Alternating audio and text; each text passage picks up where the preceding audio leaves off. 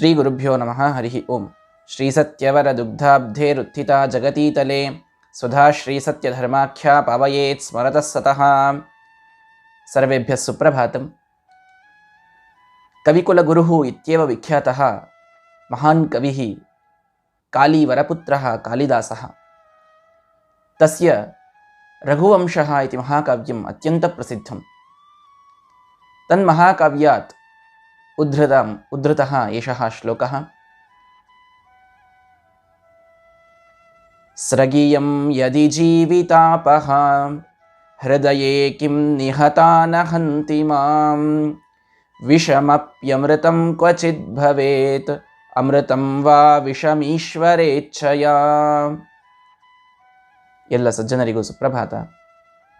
ಕಾಳಿದಾಸನ ಅತ್ಯದ್ಭುತವಾದಂತಹ ಮಹಾಕಾವ್ಯ ರಘುವಂಶ. ಅದರಲ್ಲಿನ ಒಂದು ಸಣ್ಣ ಪ್ರಸಂಗ, ಅದರಲ್ಲಿ ಕೊಡುವ ದೊಡ್ಡ ಸಂದೇಶ, ಇದನ್ನು ತಿಳಿದುಕೊಳ್ಳುವ ಪ್ರಯತ್ನವನ್ನು ಇವತ್ತು ಮಾಡೋಣ. ಅಜ ಅಂತ ಒಬ್ಬ ರಘುವಂಶದ ರಾಜ, ದಶರಥನ ತಂದೆ. ಆ ದಶರಥನ ತಂದೆಯಾದ ಅಜನಿಗೆ ತ್ರಿಲೋಕ ಸುಂದರಿಯಾದಂತಹ ಹೆಣ್ಣು ಮಗಳ ಜೊತೆಗೆ ವಿವಾಹವಾಗಿದೆ. ಅವಳಲ್ಲಿ ಬಹಳ ಪ್ರೀತಿಯನ್ನು ಮಾಡ್ತಾ ಇದ್ದಾನೆ ಅಜರಾಜ. ಆದರೆ ರಾಜ್ಯದ ಭಾರ ಬಹಳ, ಹೀಗಾಗಿ ಮಡದಿಗೆ ಸಮಯ ಕೊಡುವ ಸಾಧ್ಯತೆ ಕಡಿಮೆ. ಆದ್ದರಿಂದ ಒಂದು ಸಲ ಏನೋ ಪ್ರೀತಿಯಿಂದ ಅವಳ ಜೊತೆಗೆ ಮಾತನಾಡ್ತಾ ಇದ್ದಾಗ ಅವಳು ಏನು ಬೇಕು ನಿನಗೆ ಅಂತ ಕೇಳ್ತಾನೆ ಅಜರಾಜ.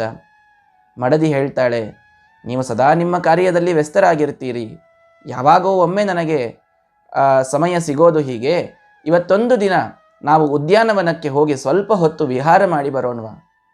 ಅವಶ್ಯವಾಗಿ ಆಗಲಿ. ಭಾರಿ ಸಾತ್ವಿಕ ಶಿರೋಮಣಿಯಾದಂತಹ ಮಡದಿ ಅವಳು. ಅವಳ ಮೇಲೆ ಪ್ರೀತಿ ಸ್ವಾಭಾವಿಕವಾಗಿ ಇದೆ ಅಜರಾಜನಿಗೆ. ಆದ್ದರಿಂದ ಕರೆದುಕೊಂಡು ಉದ್ಯಾನವನಕ್ಕೆ ಹೋಗ್ತಾನೆ. ಉದ್ಯಾನವನಕ್ಕೆ ಹೋಗಿ ವಿಹಾರವನ್ನು ಮಾಡ್ತಾ ಇದ್ದಾರೆ ಗಂಡ ಹೆಂಡಂದಿರು. ಮೇಲೆ ನಾರದರು ತ್ರಿಲೋಕ ಸಂಚಾರವನ್ನು ಮಾಡ್ತಾ ತಮ್ಮ ವೀಣೆಯನ್ನು ಬಾರಿಸ್ತಾ ನಾರಾಯಣ ನಾರಾಯಣ ಅಂತ ಹೇಳ್ತಾ ನಾರದರು ಹೊರಟಿದ್ದಾರೆ. ನಾರದರ ವೀಣೆ ಮಹತಿ ಅಂತ ಅದರ ಹೆಸರು. ಆ ವೀಣೆಯ ಮೇಲೊಂದು ಮಾಲೆ ಇದೆ. ಆ ಮಾಲೆ ತ್ರಿಲೋಕ ಸಂಚಾರ ಮಾಡ್ತಾ ಹೊರಟಂತಹ ನಾರದರ ಆ ವೀಣೆಯಿಂದ ಜಾರಿ ಕೆಳಗೆ ಬಿದ್ದಿದೆ. ಕೆಳಗೆ ಬಿದ್ದ ಮಾತ್ರಕ್ಕೆ ಅದು ಬೀಳುವಾಗ ಆ ಅಜರಾಜನ ಮಡದಿಯ ಮೇಲೆ ಬಿತ್ತು. ಹಾರ ಬಿದ್ದು ಬಡಿದದ್ದಕ್ಕೆ ಅವಳು ಸತ್ತು ಹೋಗಿಬಿಡ್ತಾಳೆ. ಅಜರಾಜ ವಿಲಾಪವನ್ನ ಮಾಡ್ತಾನೆ. ಹಾರ ಹೇಗೆ ಕೊಲ್ಲಲಿಕ್ಕೆ ಸಾಧ್ಯ? ಸ್ರಗಿಯಂ ಯದಿ ಜೀವಿತಾಪಃ, ಒಂದು ವೇಳೆ ಹಾರವೇ ಜೀವನವನ್ನು ಕಸಿದುಕೊಳ್ತದೆ ಅಂತಾದರೆ ಹೃದಯೇ ಕಿಂ ನಿಹತ ನ ಹಂತಿ ಮಾಂ, ನಾನೂ ಹಾರವನ್ನು ಹಾಕಿಕೊಂಡಿದ್ದೇನಲ್ಲ, ರಾಜರೆಲ್ಲರೂ ಹಾರವನ್ನು ಧರಿಸ್ತಾ ಇದ್ರು, ನಾನು ಈ ಹಾರವನ್ನು ಹಾಕಿಕೊಂಡಿದ್ದೇನೆ, ನನ್ನ ಪ್ರಾಣ ಯಾಕೆ ಹೋಗ್ತಾ ಇಲ್ಲ? ಹಾರವೇ ಜೀವನವನ್ನು ಕಸಿದುಕೊಳ್ತದೆ ಅಂತಾದರೆ ನನ್ನ ಪ್ರಾಣವೂ ಹೋಗಬೇಕಾಗಿತ್ತಲ್ಲ ಅಂತ ಹೇಳಿ ವಿಲಾಪವನ್ನು ಮಾಡ್ತಾ ದೊಡ್ಡದಾದ ಒಂದು ಸಂದೇಶವನ್ನು ಕೊಡ್ತಾನೆ. ವಿಷಮಪ್ಯಮೃತಂ ಕ್ವಚಿದ್ ಭವೇತ್ ಅಮೃತಂ ವಾ ವಿಷಂ ಈಶ್ವರೇಚ್ಛಯ.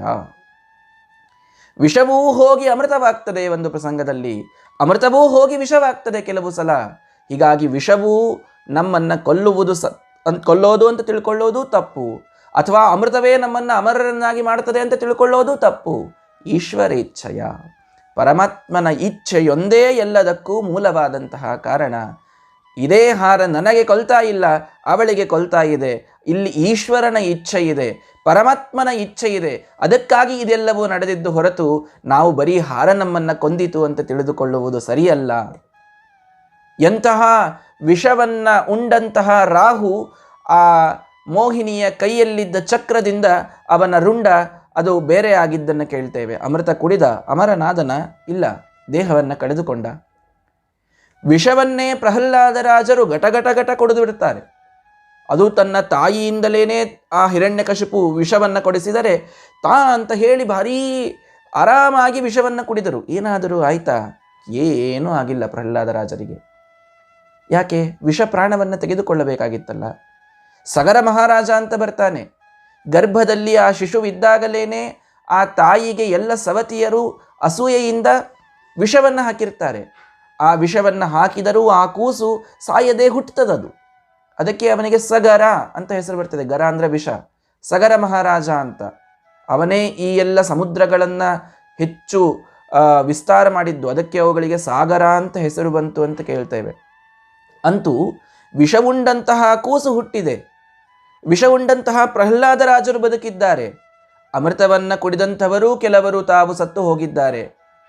ಅಂದ ಮೇಲೆ ವಿಷ ಇದು ಸಾವಿಗೆ ಕಾರಣವಲ್ಲ, ಅಮೃತ ಇದು ಅಮರತ್ವಕ್ಕೆ ಕಾರಣವಿಲ್ಲ. ಈಶ್ವರ ಇಚ್ಛೆಯ, ಪರಮಾತ್ಮನ ಇಚ್ಛೆ ಇತ್ತು ಅಂದರೆ ಜೀವನ, ಇಲ್ಲದಿದ್ದರೆ ಮರಣ. ಇದೊಂದೇ ಸಾರ್ವತ್ರಿಕವಾದಂತಹ ಸತ್ಯ. ಒಂದು ಸಣ್ಣ ವೈರಸ್ ನಮ್ಮ ದೇಹದ ಮುಂದೆ, ಅದರ ಗಾತ್ರ ಎಷ್ಟು ಸಣ್ಣದು ನೋಡಿ, ಅದರ ಮುಂದೆ ನಮ್ಮ ದೇಹ ಬಹುಶಃ ಕೋಟಿ ಪಟ್ಟು ದೊಡ್ಡದಿರಬಹುದು. ಅಂತಹ ಒಂದು ಸಣ್ಣ ವೈರಸ್ ಕೂಡ ಒಂದು ಜೀವನವನ್ನು ತೆಗೆದುಕೊಳ್ಳಲಿಕ್ಕೆ ಸಾಧ್ಯ ಇದೆ. ಒಂದು ಸಣ್ಣ ವ್ಯಾಕ್ಸಿನ್ನಿನ 2 ಹನಿ ತೆಗೆದುಕೊಂಡ್ರೆ ಎಂತಹ ರೋಗದ ಉಲ್ಬಣತೆಯೂ ಕಡಿಮೆ ಆಗ್ತದೆ. ಹೇಗೆ ಸಾಧ್ಯ ರೀ? ಸ್ವಾಭಾವಿಕವಾಗಿ ಅದರಲ್ಲಿ ಬರ್ತದೆ ಅಂತ ಹೇಗೆ ನಂಬಲಿಕ್ಕಾಗ್ತದೆ? ಆ ವೈರಸ್ಸಿನಲ್ಲಿ ಶಕ್ತಿ, ಆ ವ್ಯಾಕ್ಸಿನ್ನಿನಲ್ಲಿ ಶಕ್ತಿ, ಎರಡೂ ಬರೋದು ಪರಮಾತ್ಮನಿಂದ. ಸಾವು ಬಂದಿದೆ ಅಂದರೆ ವೈರಸ್ಸಿನಿಂದ ಸತ್ತಿದ್ದಾರೆ ಅಂತ ನಾವು ಅಂದುಕೊಳ್ತೇವೆ, ವ್ಯಾಕ್ಸಿನ್ನಿನಿಂದ ಬದುಕುಳಿದೆವು ಅಂತ ನಾವು ಅಂದುಕೊಳ್ತೇವೆ. ವಿಜ್ಞಾನದ ಪ್ರಕಾರ ಅದು ಸತ್ಯವೇ ಇಲ್ಲ ಅಂತಲ್ಲ, ಅದಷ್ಟೇ ಸತ್ಯ ಅಂತ ತಿಳಿಯಬೇಡಿ. ಅದರ ಹಿಂದೆ ಪರಮಾತ್ಮನ ಇಚ್ಛೆ ಇದೆ. ಕೆಲವರು ಅದನ್ನು ಪಡೆದವರೂ ಸತ್ತಿದ್ದನ್ನು ನೋಡ್ತೇವೆ, ಏನಿಲ್ಲದೆಯೂ ಆರಾಮಿದ್ದದ್ದನ್ನು ನೋಡ್ತೇವೆ. ಇದೆಲ್ಲವನ್ನು ನೋಡ್ತಾ ಹೋದರೆ ಪರಮಾತ್ಮನ ಇಚ್ಛೆ ನಮ್ಮ ಕರ್ಮಗಳ ಅನುಸಾರವಾಗಿ ಅವನು ನಮ್ಮನ್ನು ಹೇಗೆ ಆಡಿಸ್ತಾನೋ ಆ ರೀತಿಯಾಗಿ ಜೀವನ ನಡೆದಿದೆಯೇ ಹೊರತು ಇದ್ಯಾವುದೋ ಕೇವಲ ಒಂದು ವಿಜ್ಞಾನದಿಂದ ಇಡೀ ಜಗತ್ತು ನಡೆದಿದೆ ಅಂತ ನಾವು ಅರ್ಥ ಮಾಡಿಕೊಳ್ಳಬಾರದು. ಯಾಕೆ ಅಂದರೆ ನಮಗೆ ಜಗತ್ತಿನಲ್ಲಿ ವಿಜ್ಞಾನಕ್ಕೆ ಮೀರಿದಂತಹ ಪವಾಡಗಳನ್ನು ಸಾಕಷ್ಟು ನೋಡಲಿಕ್ಕೆ ನಮಗೆ ಸಿಗುತ್ತವೆ. ಆದ್ದರಿಂದ ವಿಜ್ಞಾನ 100% ಸತ್ಯ, ಅದರಲ್ಲಿ ಯಾವ ಸಂದೇಹವೂ ಇಲ್ಲ. ಅದರ ಹಿಂದೆ ಆ ವಿಜ್ಞಾನಕ್ಕೂ ಶಕ್ತಿಯನ್ನು ಕೊಟ್ಟದ್ದು ದೈವಿ ಶಕ್ತಿ, ಪರಮಾತ್ಮನ ಇಚ್ಛೆ. ಇದನ್ನು ನಾವು ಅರ್ಥ ಮಾಡಿಕೊಂಡರೆ ನಮ್ಮ ಈ ಒಂದು ಜೀವನದ ಏನೊಂದು ಸೊಬಗಿದೆ ಇದು ಕಳಿಯದೇನೆ ಉಳಿತದೆ, ಪರಮಾತ್ಮನ ಇಚ್ಛೆಗೆ ಬಂದಂತ ಆಗ್ತಾ ಇರ್ತದೆ ಅನ್ನುವ ಅಕ್ಸೆಪ್ಟೆನ್ಸ್ ನಮ್ಮಲ್ಲಿ ಬಂತು ಅಂತಾದರೆ ಸುಖಮಯವಾದಂತಹ ಜೀವನವನ್ನು ನಡೆಸಲಿಕ್ಕೆ ನಮಗೆ ಸಾಧ್ಯವಾಗ್ತದೆ. ಆದ್ದರಿಂದ ಬರೀ ವಿಜ್ಞಾನಕ್ಕೆ ಮೊರೆ ಹೋಗುವುದು ಬೇಡ. ವಿಜ್ಞಾನ ಏನು ಹೇಳ್ತದೋ ಅದೆಲ್ಲವನ್ನ ಪಾಲಿಸೋಣ. ಅದರ ಜೊತೆಗೆ ಪರಮಾತ್ಮನಲ್ಲಿ ಪ್ರಾರ್ಥನೆ, ಪರಮಾತ್ಮನ ಇಚ್ಛೆಯ ಮೇಲೆ ವಿಶ್ವಾಸ, ಅವನ ಕರುಣೆಯ ಮೇಲೊಂದು ನಂಬಿಕೆ, ಇದನ್ನಿಟ್ಟುಕೊಂಡು ಬಾಳೋಣ. ಆಗ ನಾವು ಎಲ್ಲ ಉಪದ್ರವಗಳನ್ನು ಗೆದ್ದು ಬರ್ತೇವೆ. ದೇಶದ ವಿಪ್ಲವ ಆಗ ಕಡಿಮೆ ಆಗಲಿಕ್ಕೆ ಸಾಧ್ಯ ಅಂತನ್ನುವುದನ್ನು ಎಲ್ಲರೂ ಇವತ್ತು ಮನಗಾಣೋಣ. ರಘುವಂಶ ಕಲಿಸಿದ ಈ ಸಂದೇಶವನ್ನು ಜೀವನದಲ್ಲಿ ಅಳವಡಿಸಿಕೊಳ್ಳೋಣ ಅಂತ ಹೇಳ್ತಾ ನಾಳೆ ಮತ್ತೊಂದು ಸುಭಾಷಿತದೊಂದಿಗೆ ಬರ್ತೇನೆ. ಶ್ರೀಕೃಷ್ಣಾರ್ಪಣಮಸ್ತು. ಜೈ Shriram.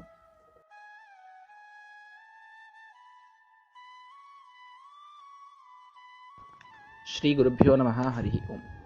A very good afternoon, friends.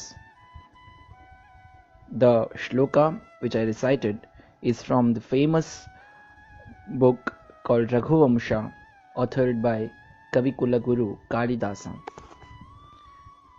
In this shloka, a story is narrated and a beautiful message is given.